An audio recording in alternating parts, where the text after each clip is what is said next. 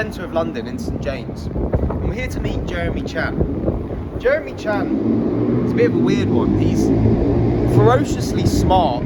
He knows 7 languages and he only started cooking 4 years ago, but he's already won his own Michelin star here at Ikoyi. Now, his approach to cooking is scientific, it's precise, but it's also punchy with flavours.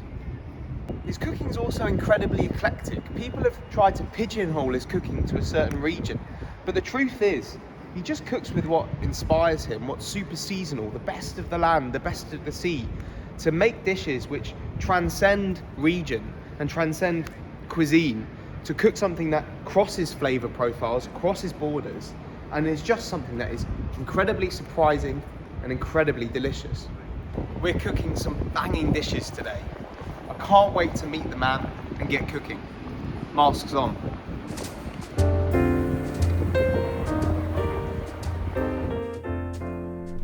Hi, I'm Jeremy from Ikoyi, a Michelin star restaurant in central London, Piccadilly, and I'm happy to present you my meal for Banquist.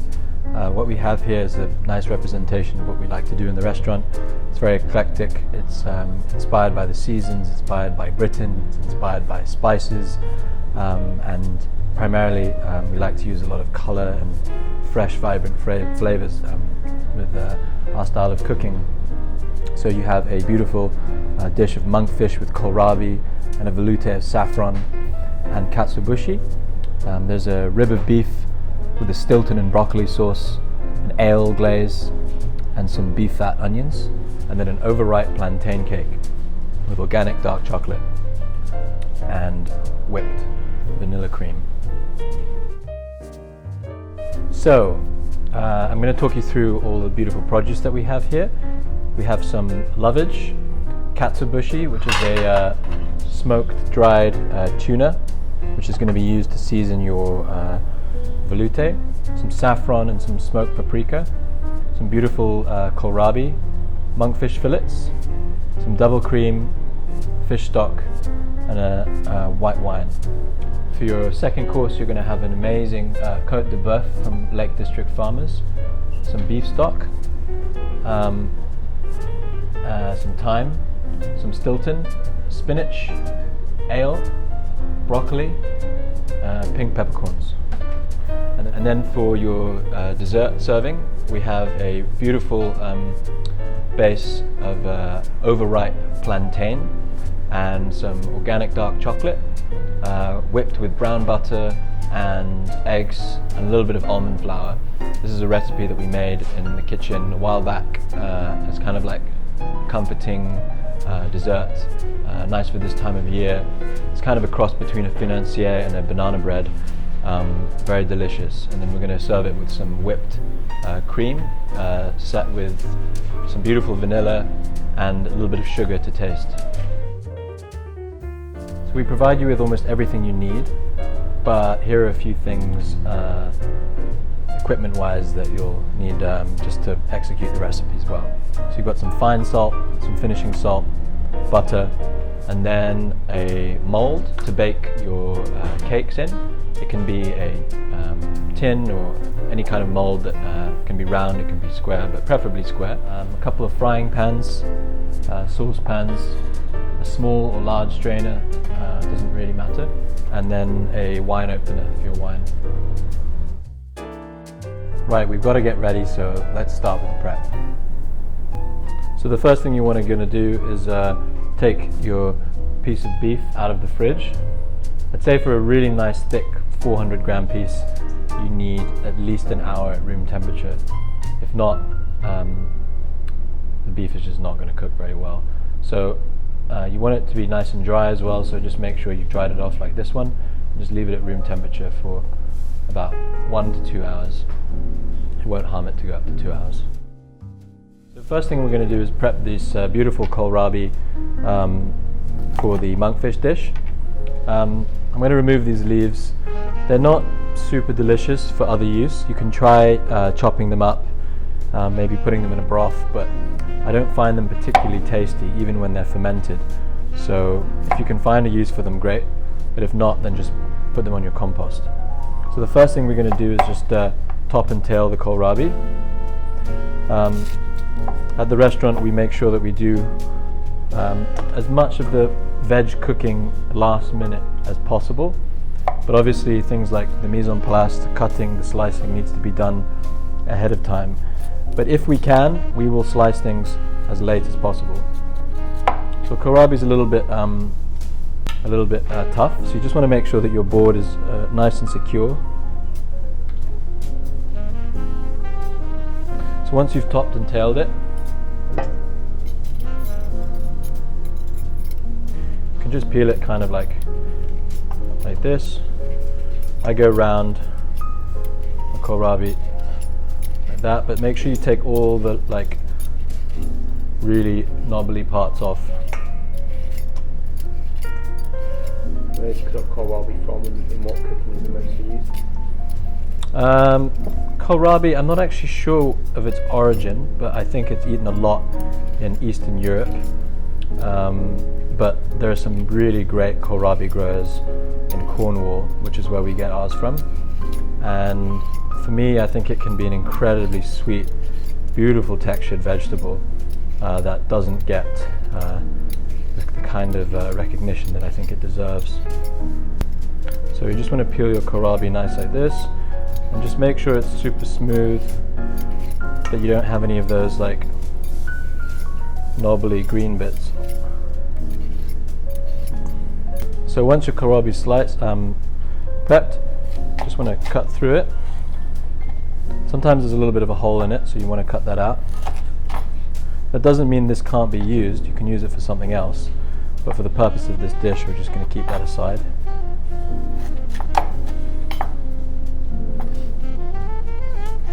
So the way that we're going to slice it for this dish is into thin strips. So about 1/2 centimeter or so.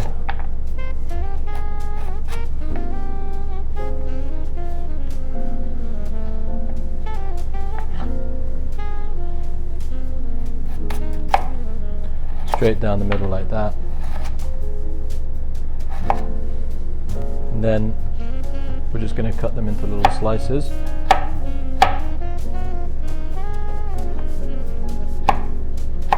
It's quite a tough vegetable, so the thinner the slices, the quicker it is, the quicker it'll cook.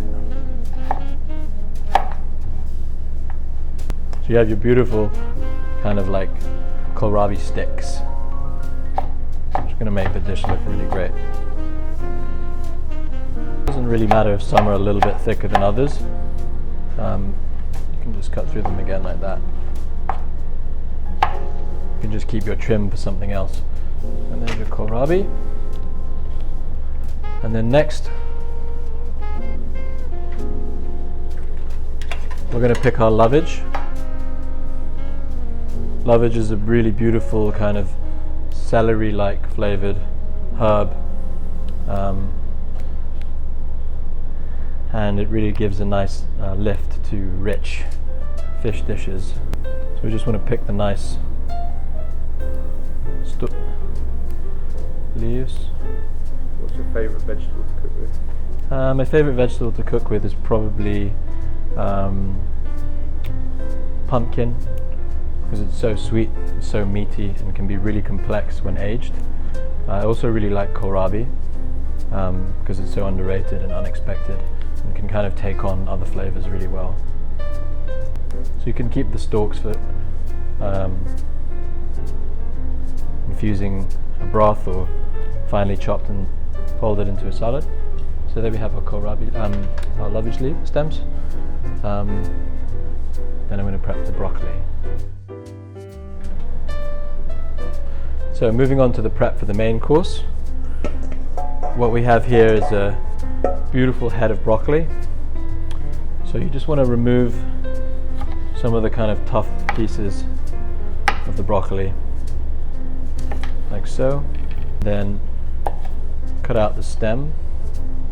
Definitely don't throw the stem away because it's also very tasty. Maybe just the end is a bit tough. And then you can just peel the stem down like this. Just cut out the tough parts.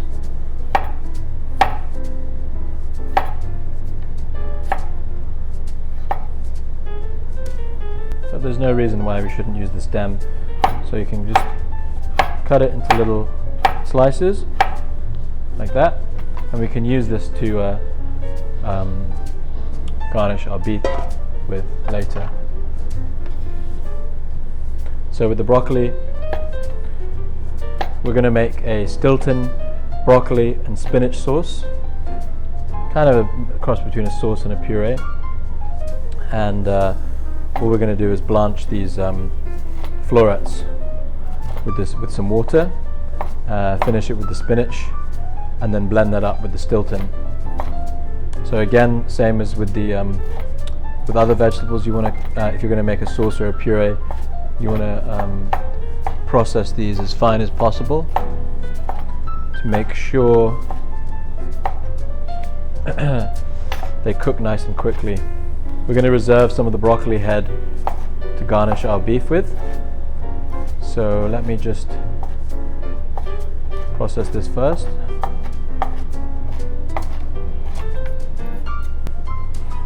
So this is our broccoli for blanching with the spinach and the Stilton. Again, we can keep this beautiful stalk. There's no reason why that can't go to use. I also think the stalk makes some pretty cool shapes. There's a lot of sweetness in the stalk as well. So you can use what you need for the dish, and then just reserve the rest for later. And then I'm just going to pick apart a few florets of the broccoli to cook off with our beef and Stilton sauce.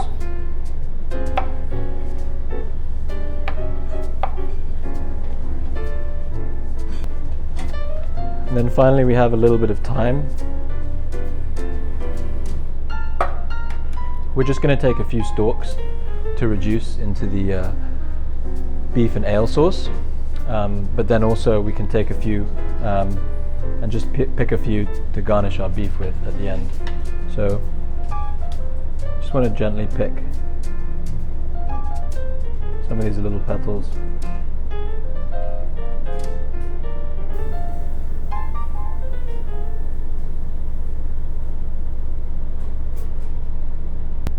So we have our pick time and our time for infusing, and then we've got these lovely pink peppercorns which have a great sweet aroma. I'm just going to crush them with my knife.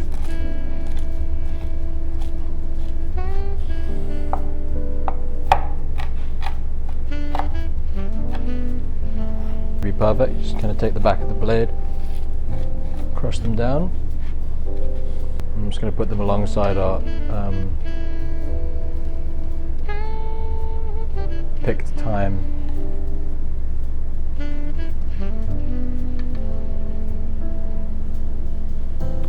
I only have a few buds here, but you can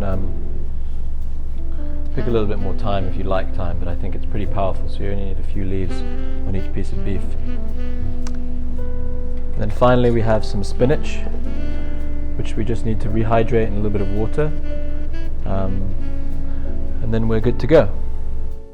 We're just going to prep one last ingredient for our main course, which is a beautiful nice white onion. And we're just going to peel the outer layer like so. We like to keep vegetables fairly whole in the restaurant, especially things like onions, because they're really beautiful and you kind of use its shape to its advantage when you're cooking it. So I just take the outside layer off like that and then slice it down the middle very gently. And then we're going to finish the prep of the onion later once it's been finished cooking. But we cook them whole to retain the shape and make sure that the onion stays nice and juicy. So the first thing we're going to do is reduce our beef stock. So you've got some beautiful beef stock which has already been reduced for you, and we're just going to add some ale.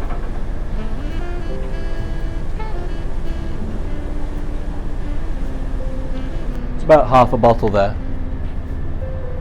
And then we're just going to turn this to a medium-high heat and bring it to the boil as quick as possible. And once it's boiling, we'll just turn it down and let it reduce to a nice syrupy consistency. Next, we're going to get our broccoli sauce on the go. So remember, we had that nice picked florets of broccoli. And we want to use the finely chopped stuff.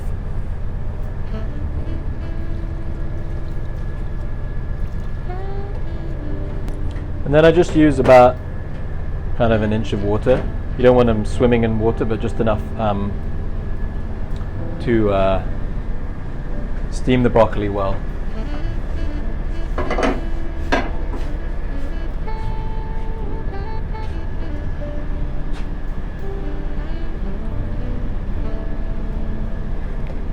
I've just got that on a really high heat. You want that to cook nice and quickly. So I just boil the broccoli until it starts to turn a darker shade of green. You really don't want to cook it too much, otherwise it's going to lose its nice color and you won't have that nice fresh taste. And because we're going to be blending this with Stilton, we need to make sure that it's not too rich.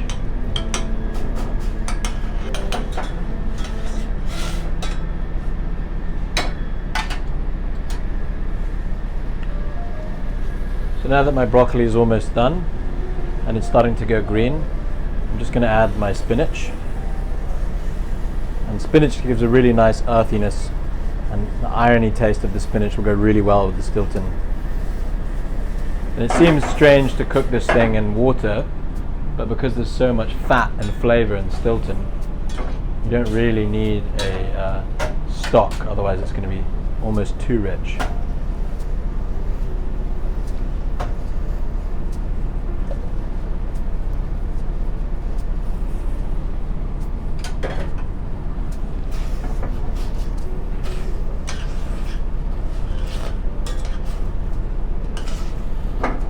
So all we're doing is basically wilting the spinach.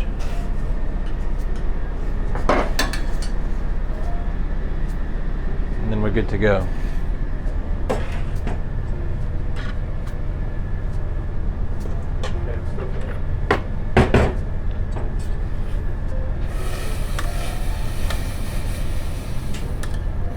So you got your spinach, the cooking liquid, the broccoli, and all of that beautiful flavor from the broccoli has already gone into the liquid, so you kind of have a vegetable stock here anyway.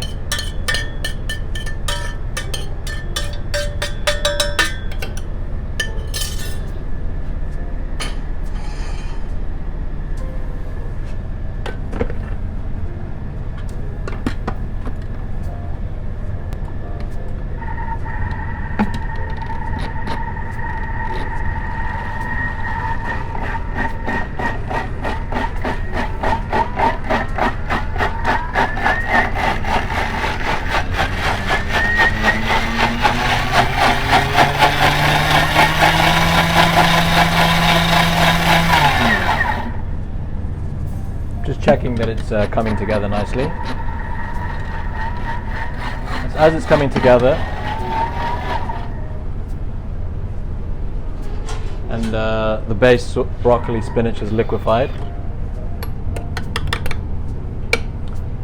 I know that it can take a little bit more spinach. So I like to add extra spinach at this stage, just to give it a bit more green note.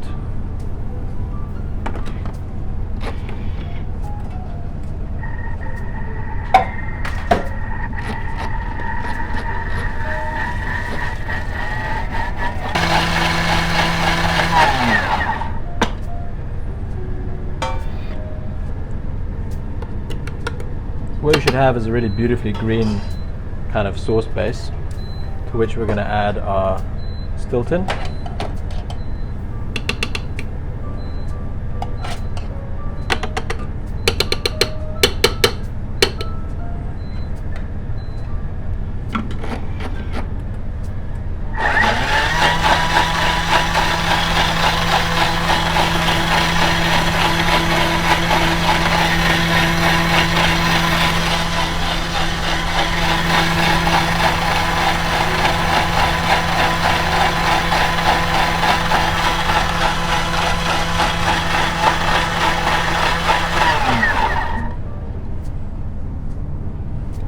bit of oil.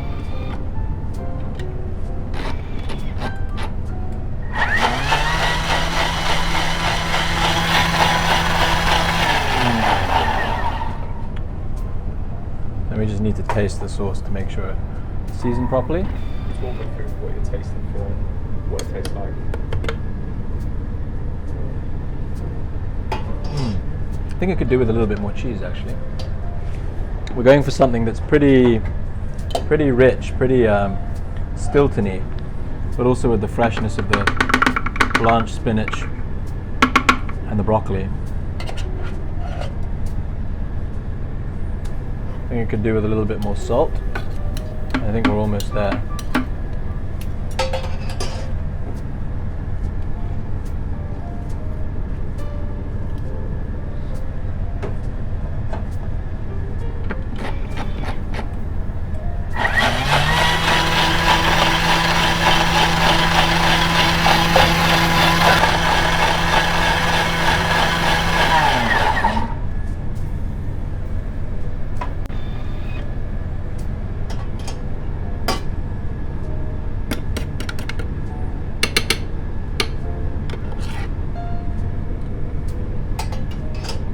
Now we have a really rich, delicious Stilton sauce.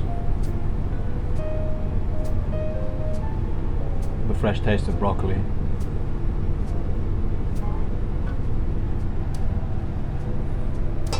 So we've got kind of like a velvety consistency. It's quite loose.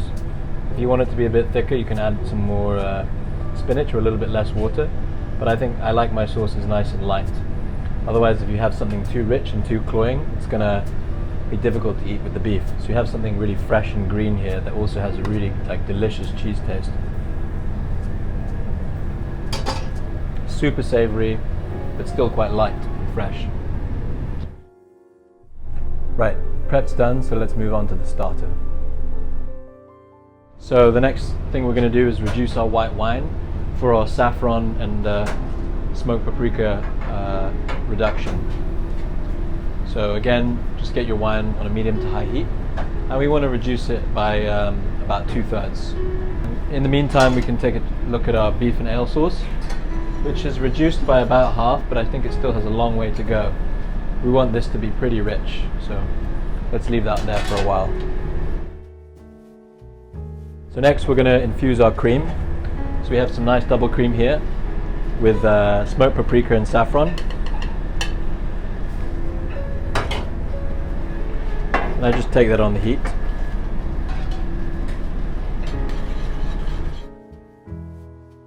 So here we have our cream, which is infusing with the smoked paprika and saffron, which are some of my favorite flavors to pair with fish, especially finished with the beautiful lovage. So you just want to kind of simmer this gently. You don't really want to bring it to the boil, but just make sure the spices are nicely diffused into there. And then we're going to infuse the katsuobushi into our fish stock. So I just take about a little less than half of the fish stock.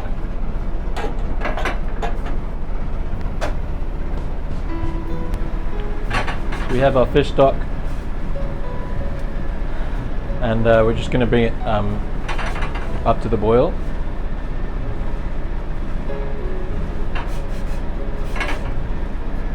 Doesn't need to be boiling hard. We use katsuobushi a lot in the restaurant to infuse all of our stocks before they go into sauces, because it adds a really deep kind of smoky, meaty taste. So that should be nice for the, turned it off the heat now. I'm just adding a little pinch there.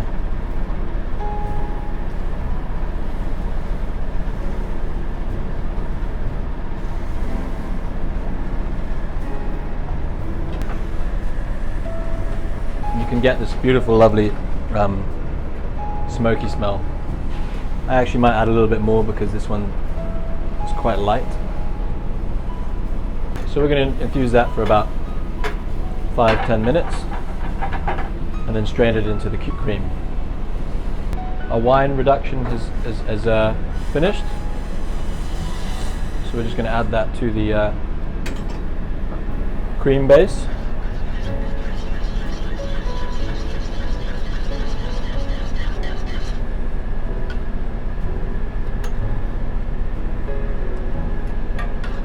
It's got a nice acidity now, balances out the fattiness of the cream.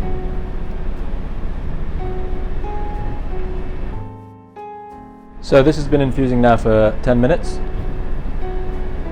You've got a lovely smoky fish flavor going on there. Depending how rich you want your cream sauce to be, you can add more or less the amount of katsuobushi stock. Again, I like mine fairly light, so I add almost all of it.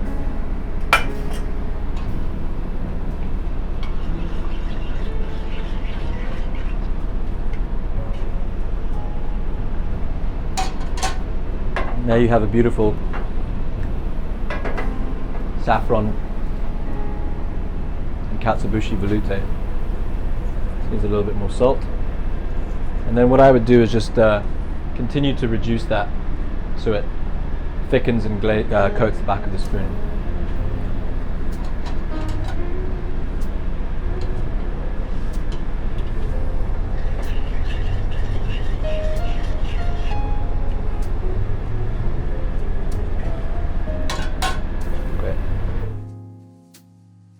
So now we're going to cook our kohlrabi.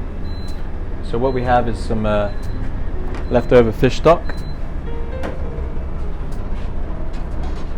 Add a nice lump of butter.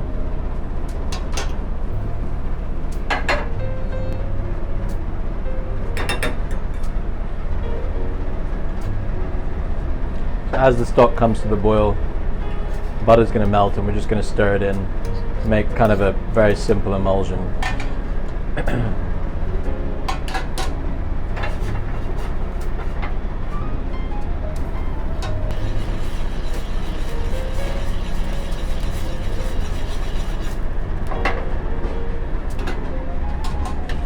So now this has come up to the boil.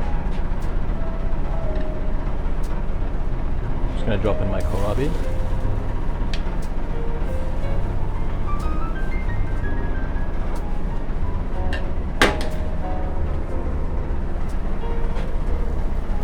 Season it well. We're literally just going to steam the kohlrabi in the really simple fish butter stock until tender. How long? I'd say this will take about 5 to 10 minutes. You don't want them to be too soft. You want them just cooked.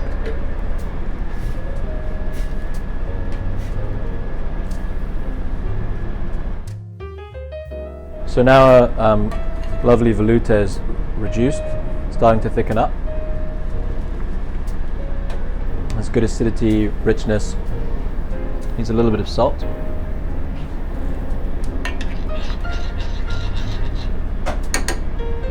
And we've almost finished the cooking of our kohlrabi, which, as you can see,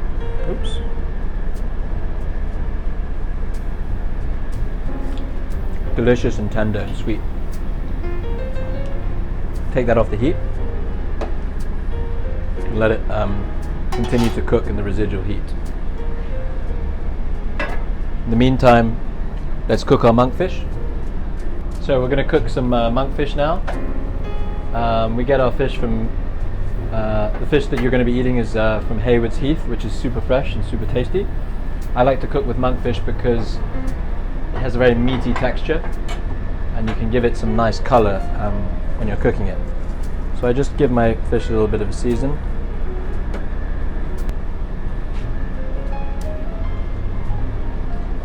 Some oil in the pan. And these are fairly thin fillets, so they will cook pretty quickly.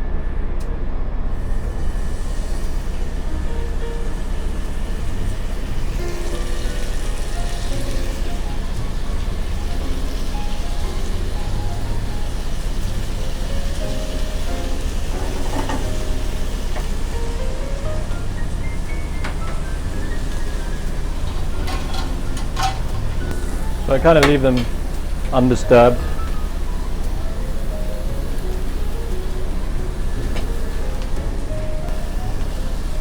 Add a little bit of butter.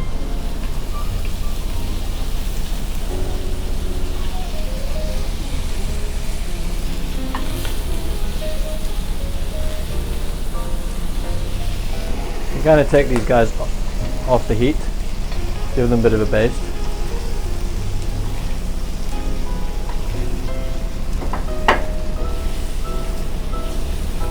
And just kind of roll them back and forth.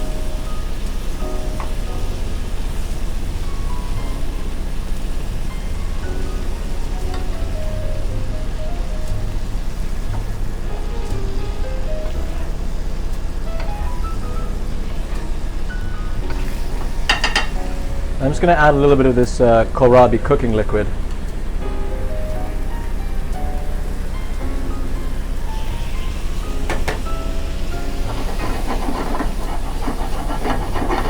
To glaze them. So you've got this sort of buttery fish, caramelized sauce, which will have a little bit of the sweetness in it from the kohlrabi. You can either insert a skewer into the monkfish and just take it out and put it on your tongue, and you should be gently warm. But don't forget, these are so thin, they're going to continue to cook out of the pan. But I tend to just go by touch, and when you feel that they're nice and firm, they don't have like a wobbly center, you know that they'll be good to go. Also, they always take a couple of minutes out of the pan. Continue cooking.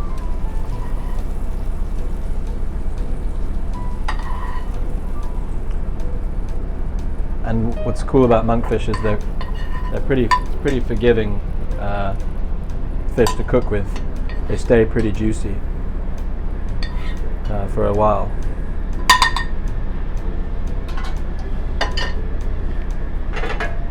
I think we're ready to plate our dish. So we're going to plate our monkfish dish now, and here we have our saffron and katsuobushi velouté. Just remember to taste it, and if it doesn't taste good, then keep reducing it, keep seasoning it until it's got the right consistency. So you may like it slightly thick or slightly salty, but mine is kind of a little bit light and balanced. We have our lovage leaves, our rested monkfish, which has been glazed with a bit of the kohlrabi butter fish emulsion. And then we have our beautiful poached kohlrabi, which has taken on all the flavor from the butter and the fish stock. And now we're ready to plate the dish. So we're just going to put these lovely, beautiful, sweet kohlrabi strips into the center. I think you're going to be pleasantly surprised with how sweet and delicious these kohlrabi are.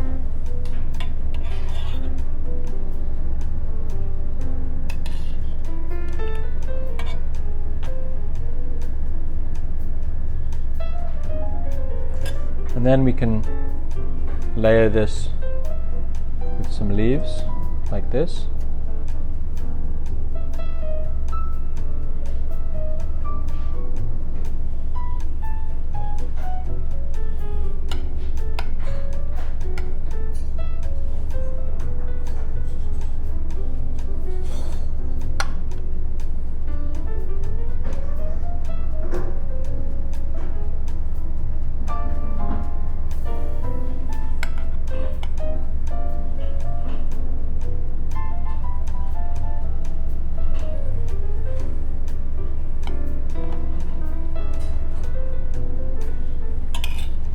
And then a couple more pieces of kohlrabi on top.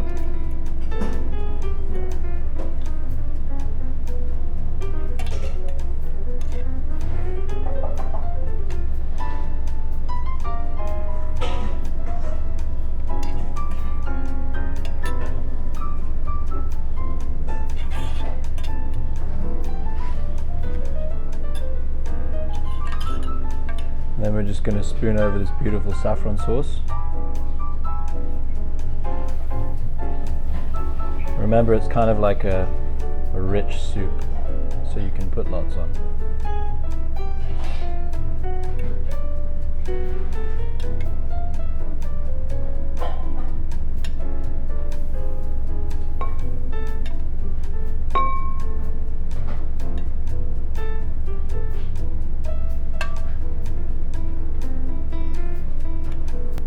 then we just pick 1 or 2 more lovage leaves to finish the dish.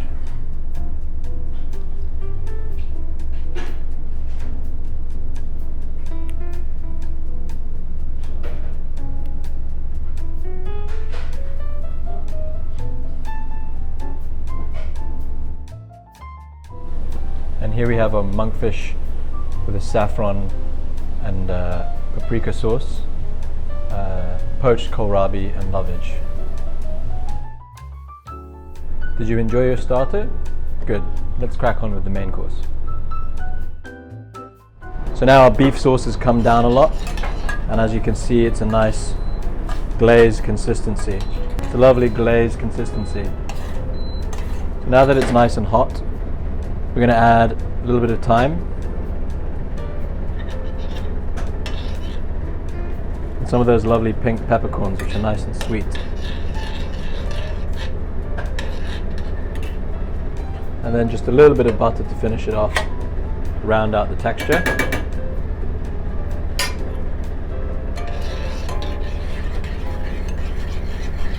As you can see, it's beautiful glaze. Mine is quite ale-y. So if you like yours a little bit less ale, just add a little splash of ale as you're reducing it. Not quite so much. Mine's pretty bitter.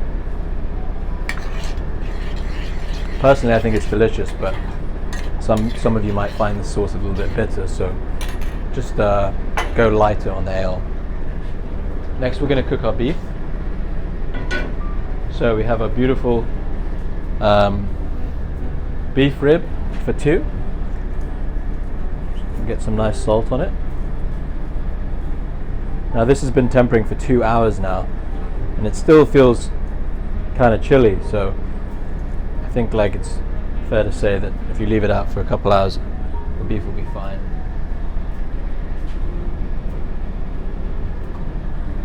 A little bit of oil in the pan.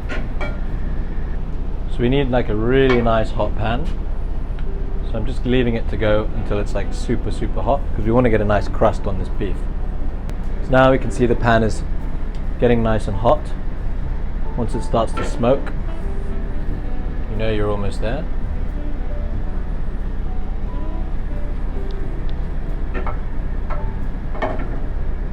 Because it's a nice thick piece of beef, we can leave it in the pan for a little bit longer on each side without worrying too much about overcooking it. Personally, with thinner cuts I like to flip them more quickly, but with a thick cut like this I like to give each side a lot of attention.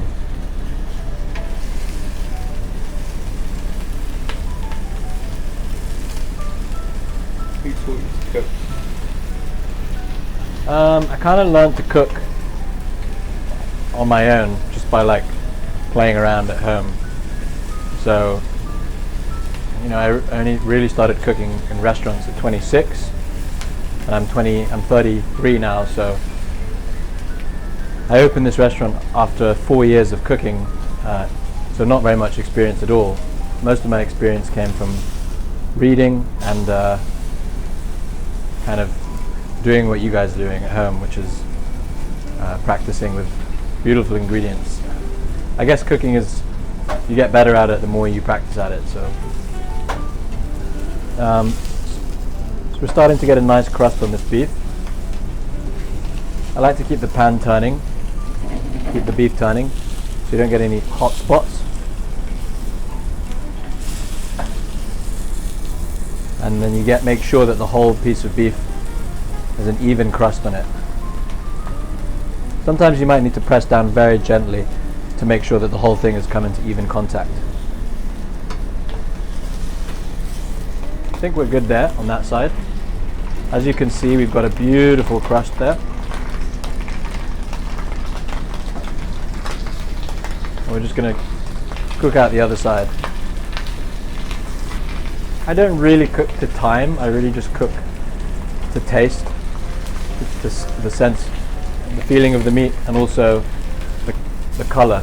Once there's a really good color, the resting will carry on the cooking. add a nice big lump of butter off the heat.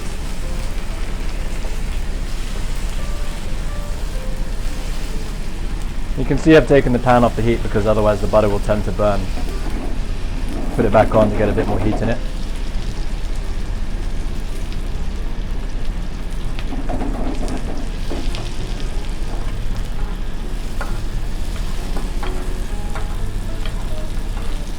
So we have a beautiful piece of beef here, caramelizing in the beautiful butter. At the moment it feels kind of rare, but once we rest it up, it'll be perfect.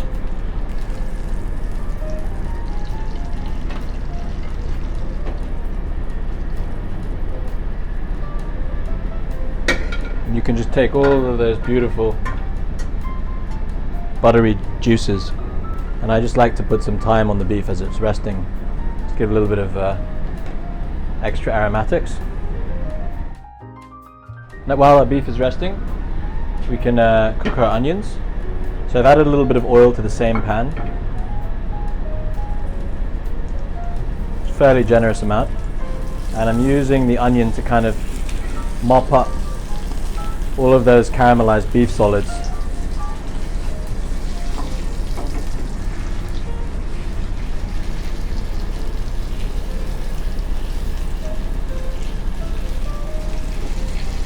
Put the onions angled down like this in the fat, and then I'm going to add my little florets of broccoli on the top side. So the nice thing about cooking this way is we're not using tons of pans, we're cooking everything in the same pan, and we're actually using all the bits that have been stuck to the pan to season the vegetables. Kind of an efficient way of cooking and adding flavor back into the dish. You can also just add like a touch of water onto the broccoli side of the dish. And you can see it's steaming the side, the broccoli is steaming, but it's not really having that much of an effect on all the fat down here. So we've got one pan with steaming semi-roasted broccoli and onions that are cooking in nice fat and burnt butter juices. I like this way of cooking because it's like one pan, beef, broccoli, onions. So what I like about cooking this way is there's less washing up, first of all, but we're making use of all the different flavors that have arisen from cooking the different elements of the dish. So you've got the onions, which are scraping up all the caramelized butter solids and beef juices and fat on this side, which we're going to cover with foil. And on the other side you've got your broccoli, which we're just going to lightly steam out. If you put the water at the top side of the pan, it's not really going to have any effect on the onions. So we're kind of steaming, roasting, slash baking, caramelizing at the same time. It's kind of a fun way to cook. And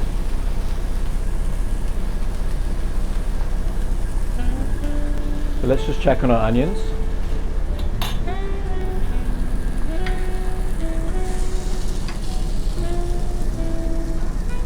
Onions are looking delicious.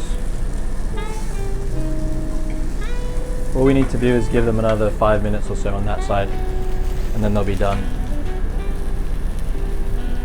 And with the broccoli,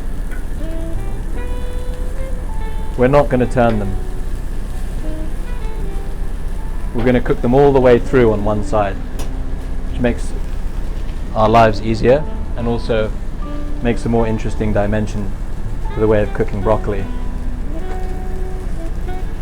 So we're just going to pop that back on. We turn the heat up a tiny bit. One more splash. The broccoli is almost there. You can tell the broccoli is done when it starts to get a bit of a dark green color to it.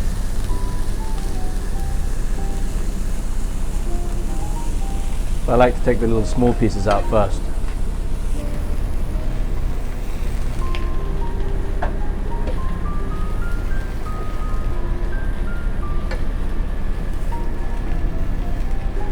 what you've got is a kind of charred but steamed broccoli. So when you bite into it, you'll still have that delicious raw, fresh crunch with that smoky flavor. So I'm just going to turn the onions one more time just to see how they are. Yeah, they look good.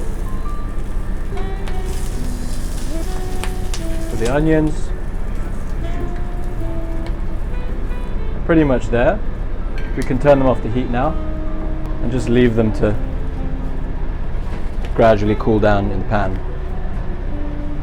So the last thing we're going to do is heat up our broccoli sauce.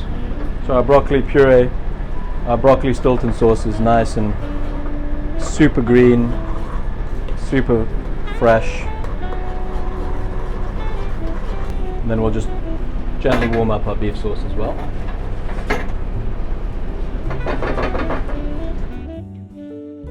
Okay, so now we have all of our components. We have a beautiful Lake District farmer's beef, onions which have been roasted in the caramelized beef and butter solids.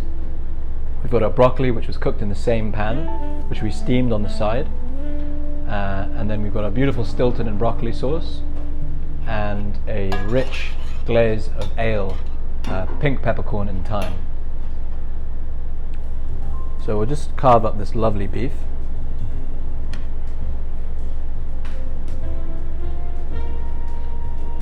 Again, the beef rib is interesting. If you're going between two, what I would recommend is to cut it like that, because then you get a little bit of the cap and the eye, and then you get to share this nice centerpiece of nugget. If you cut it this way, then everyone gets a different piece of rib. So what I would recommend is to cut it as down the middle as possible, in nice long slices like that.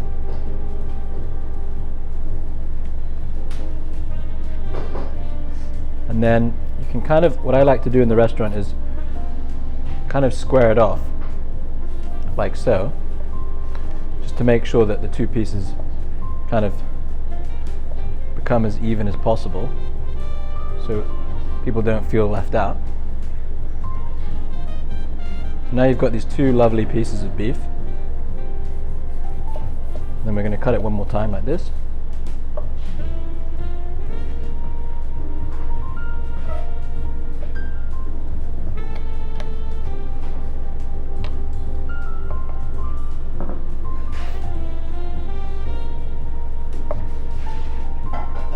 And then you've got these little nuggets which you can kind of divide equally. A lot of restaurants waste all these little pieces, but we always give the guests every little piece, even these little nuggets. We kind of hide them on the plate. So we're going to take that beautiful beef and roll it in its beautiful brown butter and fat. If you don't like this fat piece, you can just cut it out and give it to someone who does, but if I were you, I would just leave it on there. So then we're just going to season the beef really well with salt.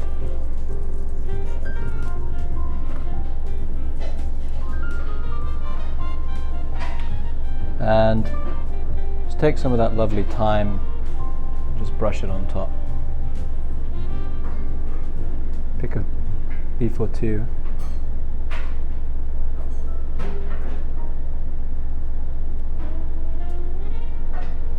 Okay. So I think I'd start off with plating the beef. Just make sure there's no excess juices on it. This is a really, really rich cut of beef, so this is a very generous portion you have here. And then just place the nuggets like so.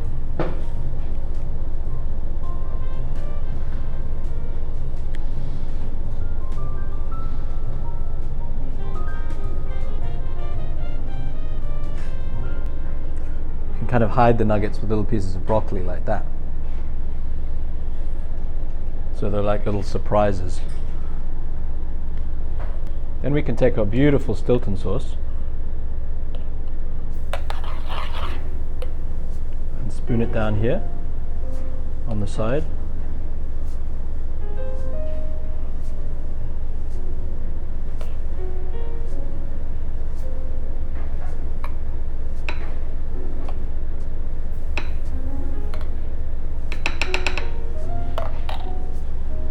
Followed by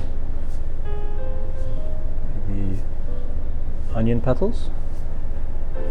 Don't want to hide too much beef, so I would sort of drape them aside like that. You can always put the onion petals in a side dish if you think you've got too many on your plate. So at this stage, I like to give the plate a little bit of a shake, just to make sure that the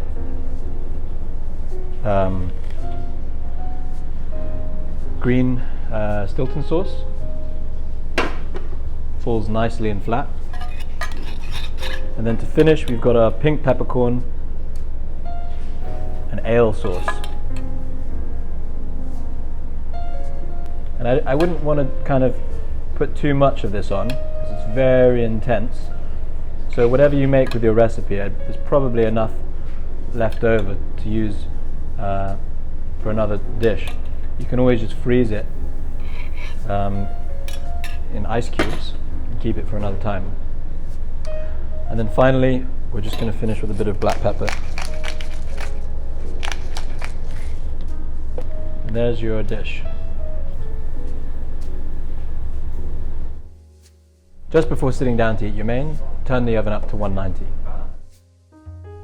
Let me tell you a little bit about this wine. So the Banquist sommeliers go through many different types of wines to find the perfect match for your dishes, and they've come up with a brilliant producer from Catalonia. And what you have here is a blend of Grenache and Carignan grapes from a young producer from Spain. And I like this wine because it's kind of reflective of how we pick our wines in the restaurant. Responsibly sourced, sustainable farming, and kind of reflective of the land on which the grapes are grown.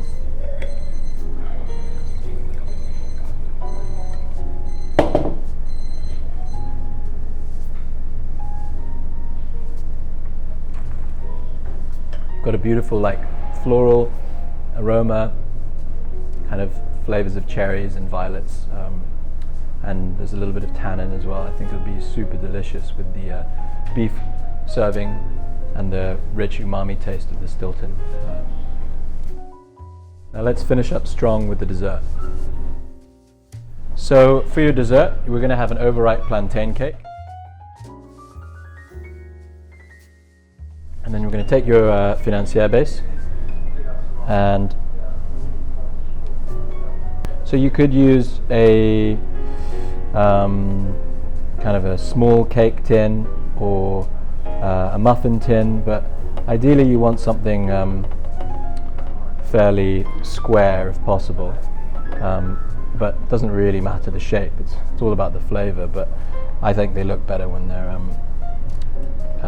in square or rectangular molds. So I just fill mine up to the top.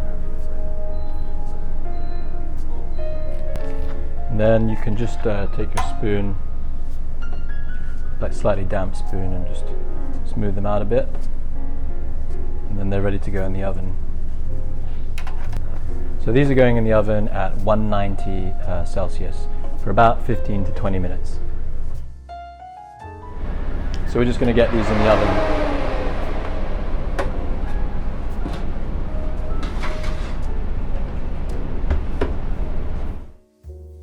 So now we're going to do our whipped cream, seasoned with vanilla. So you're just going to cut open your pod, like so. Just break it open.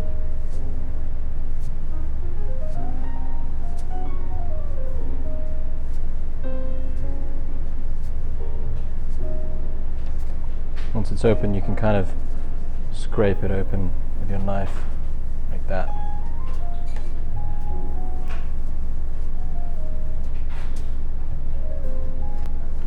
So you just take your little vanilla seeds, put them into the mixing bowl,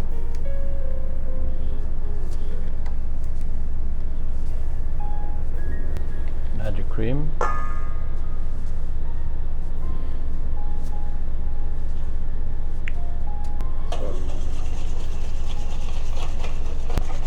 So you just want to break up the vanilla into the cream. So I kind of break it up first.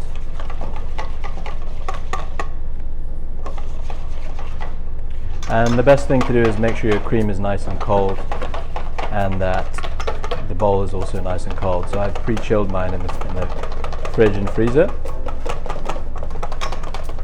Just put your cream in the fridge and your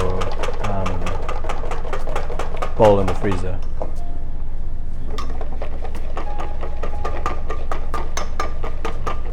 So you can either season yours with just vanilla, or you can add a tablespoon or two of sugar and salt. But I like to keep mine fairly neutral because the cake is fairly sweet, and I don't really like serving desserts that are too sweet. So I keep mine just neutral with maybe a tiny bit of sugar. So what you're looking for is not a whipped cream texture, but a velvety, luscious cream texture.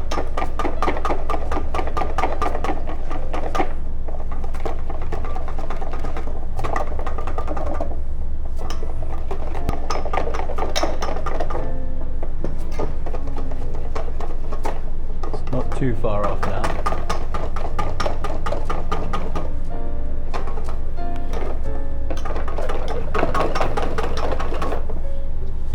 So you're almost there. You want it sort of pretty soft peaks. I like mine pretty loose. I don't like it too thick because then you don't have that nice luscious texture. So I'd say it's like 90% there. So when it's at this stage, you can just put it in the fridge and leave your whisk in and just give it one last little whisk before you plate. If you over whisk it now, it tends to be too firm, but I'd say it's almost there. So here we have our beautiful overripe plantain cakes with organic dark chocolate, and these have been baking at 190°C for about 17 minutes. Just want to carefully lift the cake out of the mold and let them rest at room temperature for about 5-10 minutes. The cakes are quite moist, but if you leave them to cool a little bit, the outside will crisp up quite a lot.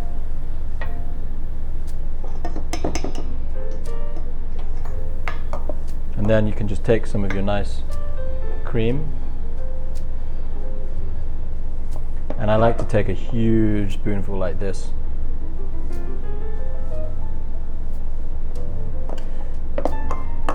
So like almost like 3 or 4 spoonfuls in one. Pick it up gently. You want it to be like a big cloud up against your financier cake. And then you can kind of press it in together like that so they're conjoined and it looks like one thing. So what we have here are our beautiful overripe plantain cakes with a whipped vanilla cream and organic dark chocolate.